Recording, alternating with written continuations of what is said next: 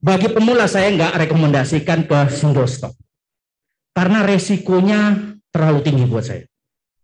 Gitu ya bagi pemula. Karena apa? Kalau Anda punya saham Telkom naik 10%, untung 10%. Betul? Turun 10%, rugi 10%. Betul nggak? Tapi kalau Anda punya dua saham, satu Telkom misalnya, satu Astra.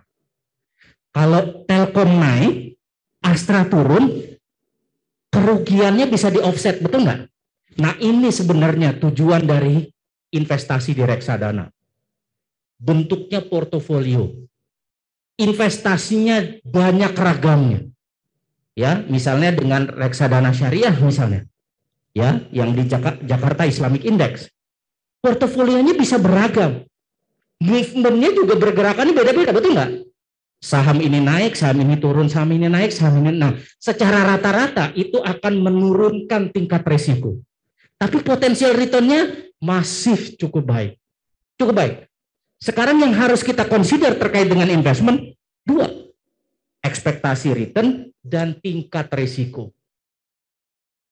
Karena kalau ngelihat dari return aja, lupa mengenai resikonya, nah ini. Banyak orang-orang masyarakat Indonesia yang terjerumus dengan investasi bodong, betul nggak? Wah Pak, setiap bulan 5%. Wah kalau 5% setiap bulan, berapa setahun? 60%. Sekarang kalau misalnya pembiayaan di muamalat secara bunga, kalau misalnya kita bisa convert ke bunga, ya mungkin sekitar 10-15%. Betul nggak?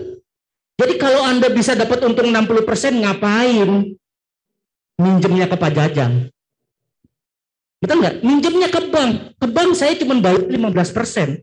Saya punya cuan 45% konteksnya. Kenapa dia mencari kita nih? Karena dia nggak bisa dapat pembiayaan dari bank muamalat. Karena bank muamalat akan melakukan due diligence, evaluasi bisnisnya, feature-nya benar atau enggak. Pasti nggak benar bisnisnya. Kalau 5% setiap bulan udah pasti something wrong. Dia kan harus dapat return di atas 5%, benar nggak? Nah kalau misalnya seperti itu, kenapa banyak masyarakat Indonesia yang masih terjerumus dengan masalah ini? Karena pemahaman terkait investasi itu sisinya cuma satu. Return aja yang dilihat. They don't see about risk. Makanya tadi reksadana is a good thing karena dia bentuknya portofolio. Melihat dari dua sisi. Baik dari sisi investment return-nya maupun dari resiko investasinya. Dengan begitu Anda punya balance, punya rem. Kalau turun, ya turun, tapi yang lain naik. Makanya kalau yang bagi pemula, jangan main di reksadana saham semua.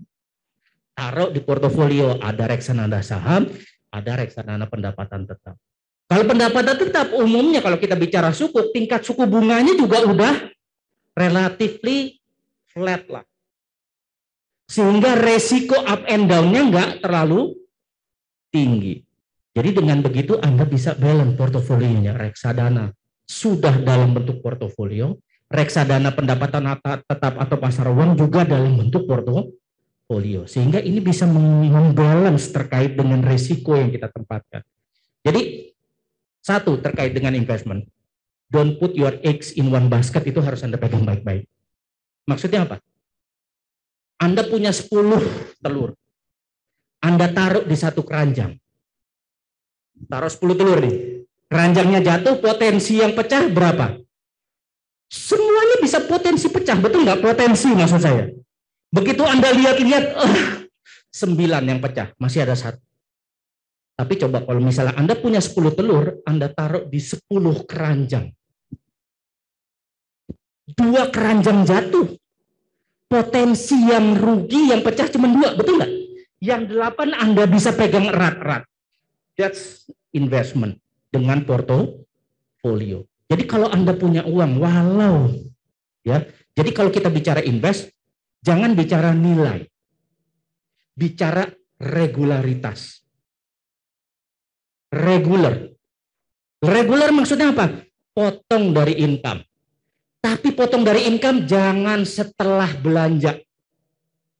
Karena kalau setelah belanja Nggak ada sisanya, betul Pak. Jadi harus dirubah. Karena apa? Umumnya dari income ya buat kebutuhan sekarang dong Pak Isan. Kebutuhan nanti ya nanti. Nggak bisa. Dari income sekarang untuk memenuhi kebutuhan sekarang dan kebutuhan nanti. Ya, sehingga apa yang harus dilakukan? Dari income automatic debit, pindah dulu ke investasi.